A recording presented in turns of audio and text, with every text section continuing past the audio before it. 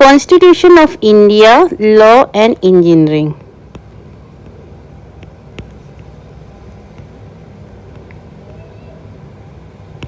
Subject code is KNC 501 और KNC 601. Constitution को हम कह सकते हैं ये रूल्स एंड रेगुलेशन हैं जो हमारे कंट्री को गवर्न करते हैं, right. They are in the form of legal documents. ये लीगल डॉक्यूमेंट्स के फॉर्म में रूल्स एंड रेगुलेशन होते हैं. So we can write constitution is the set of legal documents, set of legal documents or which carries rules and regulations, right. So who has framed constitution? हमारा constitution किसने लिखा था? He was Dr. Bhimrao Ambedkar.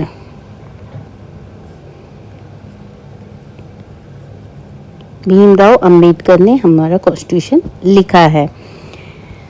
Okay, do you know कौन सी वो country है जिसको constitution सबसे बड़ा है? That means the longest constitution किस कंट्री का है? Any idea?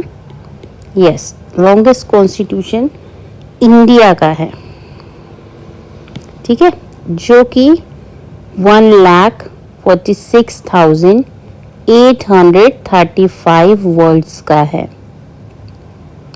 कि कौन सी ऐसी कंट्री है जिसको कॉन्स्टिट्यूशन सबसे छोटा है? Yes, there is a country which is near France, Monaco. Monaco country का कॉन्स्टिट्यूशन सबसे छोटा है, 3,000 सम वर्ड्स का है, ठीक है.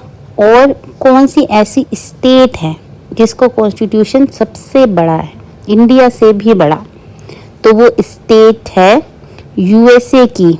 यूएसए की एक स्टेट है जिसका नाम है एलबामा. ठीक है, एलबामा. इसका कॉन्स्टिट्यूशन इंडिया से भी बड़ा है, बट ये एक स्टेट का कॉन्स्टिट्यूशन होगा. और अगर कहा जाए कि सबसे कौन सी ऐसी स्टेट है जिसका कॉन्स्टिट्यूशन सबसे बड़ा है, तो वो एलबामा यूएसए की स्टेट है. इसका constitution about 3 lakh some words का है, ठीक है. और कंट्री कौन सी है जिसका कॉन्स्टिट्यूशन सबसे बड़ा है? तो वो है India. India is the country जिसका कॉन्स्टिट्यूशन सबसे बड़ा है. स्टेट में कहेंगे तो एलबामा आएगा. सबसे छोटा किस कंट्री का है? मोनाको का है, राइट. सो हमारा कॉन्स्टिट्यूशन जो लिखा गया उसके लिए कॉन्स्टिट्यूएंट असेंबली बनाई गई. कॉन्स्टिट्यूएंट असेंबली में बहुत सारी कमिटीज़ थी जिसने कॉन्स्टिट्यूशन को ड्राफ्ट करने में हेल्प करी. Date on which our constitution was adopted was 26 November 1949. On this date our constitution was adopted. and enact कब हुआ था, यानी कि लागू कब हुआ था? तो हमारा कॉन्स्टिट्यूशन इनैक्ट हुआ था 26 जनवरी 1950. On 26 January 1950 it was enacted.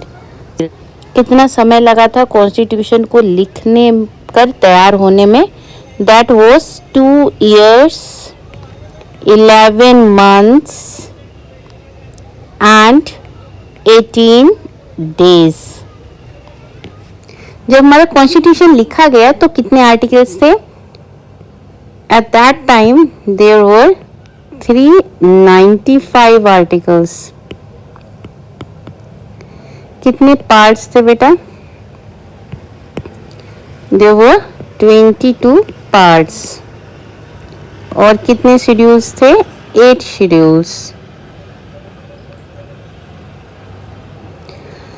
But अगर हम आज की डेट में देखें तो अभी कितने आर्टिकल्स हो गए हैं? 448 आर्टिकल्स. कितने पार्ट्स हैं? 25 parts and 12 schedules. Then there is 5 more appendices. So this is the film. अब you might be knowing about the amendments. Amendment का क्या मतलब होता है? Change. Amendment. So till date कितने amendment हो चुके हैं? Till date there are 105. इतने अमेंडमेंट हो चुके हैं. ये अमेंडमेंट 105th अमेंडमेंट कब हुआ था? 2021 में regarding EWS OB reservation. EWS that means economically weaker section. इससे पहला वाला अमेंडमेंट यानी कि 104th अमेंडमेंट कब हुआ था? 2019 में. And this amendment was that means 104th amendment was regarding the removal of Anglo-Indian seats from Lok Sabha and state assemblies. Anglo-Indian की सीट को लोकसभा और स्टेट असेंबलीज से हटा दिया गया था 104th अमेंडमेंट में. एंग्लो इंडियंस क्या होता है? एंग्लो इंडियंस जिसकी मदर इंडियन है और फादर ब्रिटिशर है. तो यू माइट बी नोइंग कि ब्रिटिशर्स ने यहाँ पर रूल किया था. तो यहाँ पर इंडियन से they used to marry and then leave them.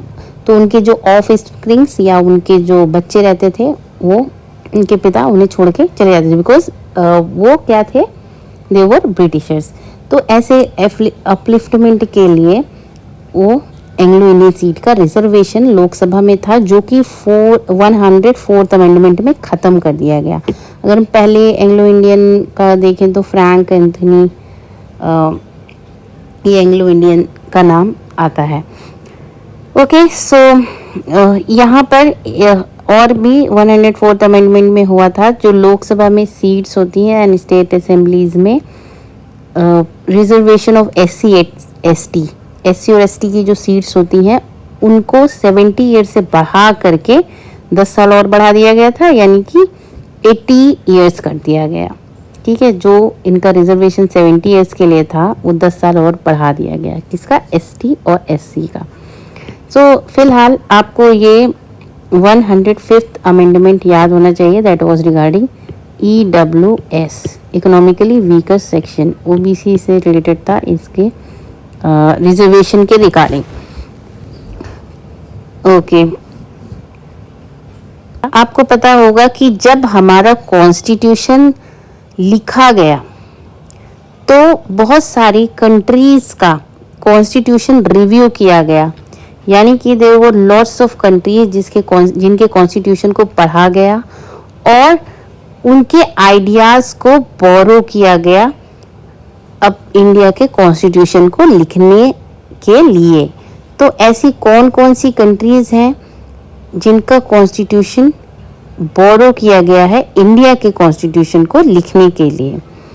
So there are 10 countries जिनके कॉन्स्टिट्यूशन के आइडियाज़ को बोरो किया गया है इंडिया का कॉन्स्टिट्यूशन लिखने के लिए. तो इन कंट्रीज़ के नाम आपको पता होने चाहिए. नंबर 1 ब्रिटेन या फिर इसे हम UK कहेंगे. Then USA. Third is USSR जिसका नाम अब हो गया है Russia. After this Australia.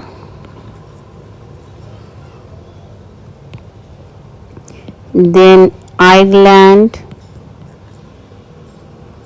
6th one is Germany. 7th France.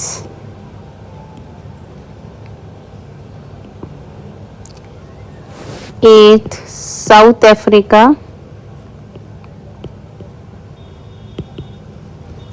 9th Japan. And the 10th one Canada. ठीक है, इतनी कंट्रीज थी जिनका कॉन्स्टिट्यूशन इंडिया के कॉन्स्टिट्यूशन को लिखने में बोरो किया गया.